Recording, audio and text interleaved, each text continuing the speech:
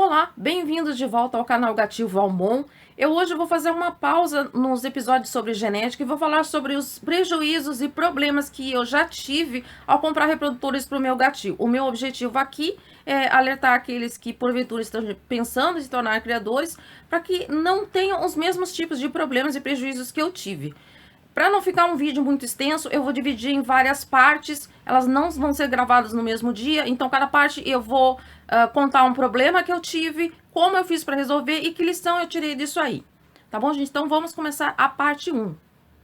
Eu já comecei tendo problema logo na primeira compra do primeiro reprodutor do gatil. Isso foi lá no início dos anos 90, eu não tinha internet, eu não conhecia nenhum clube de gato brasileiro. As únicas referências que eu tinha eram de entidades estrangeiras, através de um livro. Então eu procurava gatos através de classificados no jornal. E um dia eu vi um anúncio de uma feira de filhotes e resolvi ir até lá. A feira de filhotes estava acontecendo numa pet shop. E tinha uma única criadora no local, mas ela não era a proprietária de todos os filhotes que estavam havendo ali. Era, acho que não me engano, acho que tinham 3 gaiolas, com mais ou menos 2 ou 3 filhotes em cada uma, não tinha uma grande quantidade de filhotes ali. Na época eu já tinha decidido que eu queria um macho persa creme ou vermelho, a minha preferência sendo por creme. Eu tinha um valor ali que eu poderia gastar no máximo R$200. No local, os preços variavam de 150 até R$300. E tinha um macho persa creme por 180 e um macho vermelho por 200, que estavam na faixa de preço ali. O vermelho tinha o nariz um pouquinho mais curto, nenhum dos dois era padrão show, mas como era a faixa de preço que eu podia, eu já tinha decidido que eu iria comprar gatos breeder e com o tempo, com a venda dos filhotes, eu compraria gatos show no futuro. Bom, optei por aquele ali, até tinha, se eu tivesse mais dinheiro na época, havia um macho vermelho de 250, aquele sim era padrão show, mas infelizmente eu não tinha os R$50 a mais que seriam necessários, então eu resolvi fechar negócio naquele macho persa creme. Falei com a criadora que estava no local, que eu estava interessada, só que antes de fazer o pagamento, eu expliquei a ela que eu queria aquele macho para reprodução, então para mim era importante que ele tivesse pedigree, porque senão mais tarde eu não poderia registrar o gatil, registrar as ninhadas daquele gato. Ela me garantiu que tinha pedigree sim, só que havia um porém. Ela não era a proprietária da fêmea, da mãe daquele filhote. Ela havia emprestado o macho dela para cruzar com a fêmea de outra criadora e aquela criadora havia pago aquela cobertura no macho com aquele filhote. Então, quem iria me fornecer o pedigree seria a outra criadora. Ela me deu o telefone da criadora para quem eu teria que ligar, para avisar que eu tinha comprado o filhote, que era para me entregar o pedigree. Só que na época eu não tinha telefone celular, então não tinha como ligar antes de fazer o pagamento, e também se eu saísse dali para procurar algum orelhão, eu corria o risco de alguém comprar o filhote antes de mim. Então eu resolvi ir na confiança e fechei o negócio. Como era um domingo, eu achei por bem ligar na segunda-feira. Aí no dia seguinte, como minha mãe ia no armazém que tem um orelhão na frente, eu pedi minha mãe que ligasse, dei o telefone para ela, expliquei o que era para dizer. E ela falou com a criadora, que também era veterinária, e ela disse que ia demorar mais ou menos um mês para chegar os pedigrees daquela ninhada. E até ali estava tudo certo. Uma vez por mês, ou eu ou a minha mãe íamos até o orelhão para perguntar se já tinha chegado o pedigree, porque a criadora tinha dito que eu teria que ir lá buscar, né? A pessoa nem para mandar pelo correio, né? Não queria gastar com selo. Eu ia ter que gastar com passagem de ônibus para ir lá buscar, mas a pessoa podia gastar selo. Mas enfim, isso aí é outra discussão.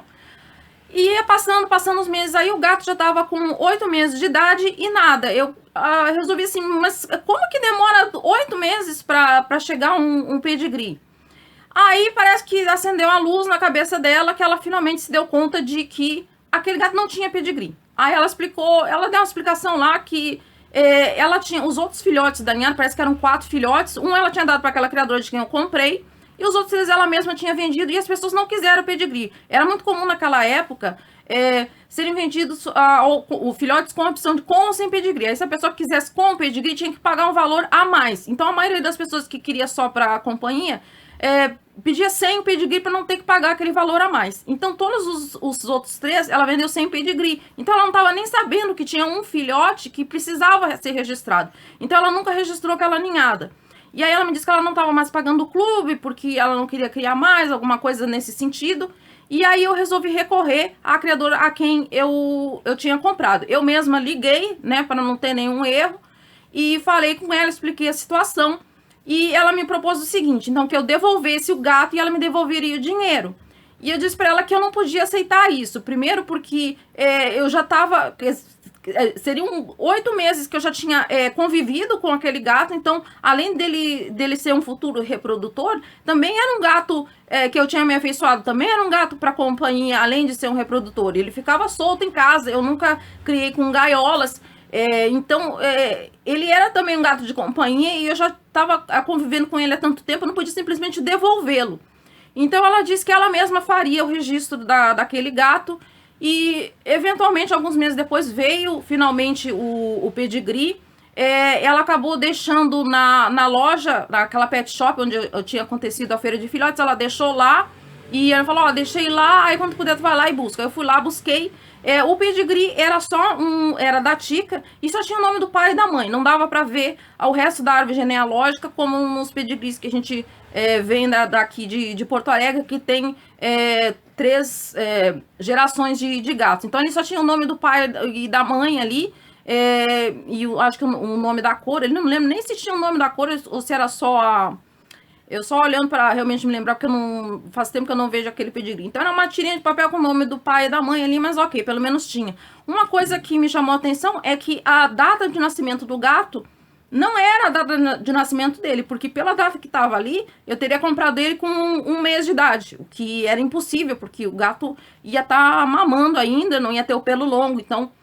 obviamente aquela data estava errado. Eu nunca soube com certeza se ela errou na hora de registrar, se ela errou a data ou se de repente ela registrou algum outro gato, me deu o pedigree por engano, nunca soube, mas eu resolvi confiar porque a cor estava de acordo.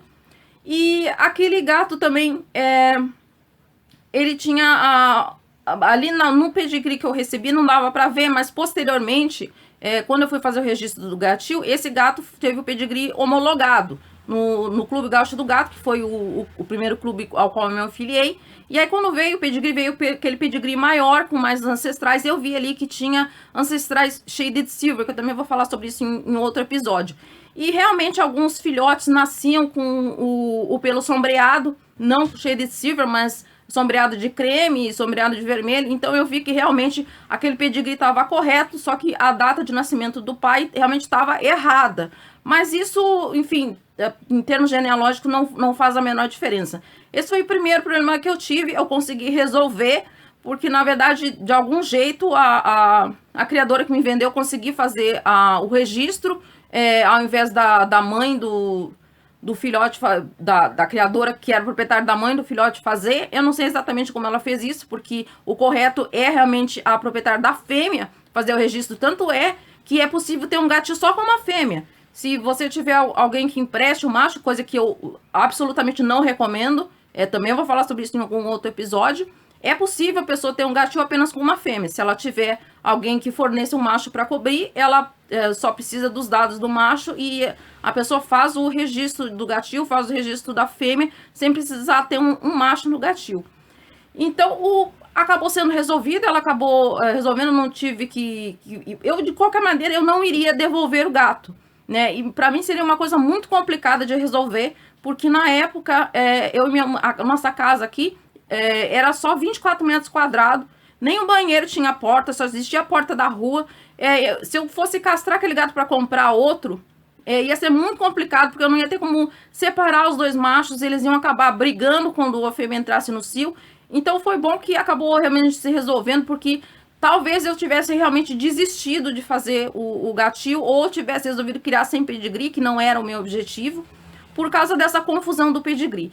Então é sempre bom esclarecer essas coisas antes, né? Se fosse hoje em dia, eu jamais teria comprado naquela situação, sem realmente ter certeza de que eu teria o pedigree, eu teria me certificado disso, mas naquela época eu não tinha os mesmos recursos que eu tenho hoje, então não tinha nem um telefone para poder ligar na hora antes de fazer o pagamento, para saber se realmente tinha o pedigree, realmente esclarecer a situação.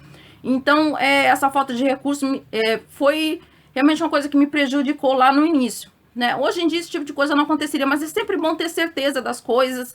Não recomendo comprar em situações como essa, que o criador do macho é um, o criador da fêmea é outro, até porque é importante você ter laudos de PKD, de FIV e FeLV, e aí você vai ter que estar pedindo para 2 criadores, você vai ter que pedir laudo para um, vai ter que pedir laudo para outro, fica uma situação muito complicada. O ideal realmente é comprar num gatil, um filhote, que realmente aquele gatil ele é proprietário do pai e da mãe, porque você tem todas as informações com aquela pessoa ali, você não precisa ficar ligando para terceiros para saber de alguma coisa, tá, gente? Então, esse foi o problema abordado de hoje, tá? Não foi dos piores, vai ter coisa muito pior, muito mais cabeluda nas próximas partes, tá?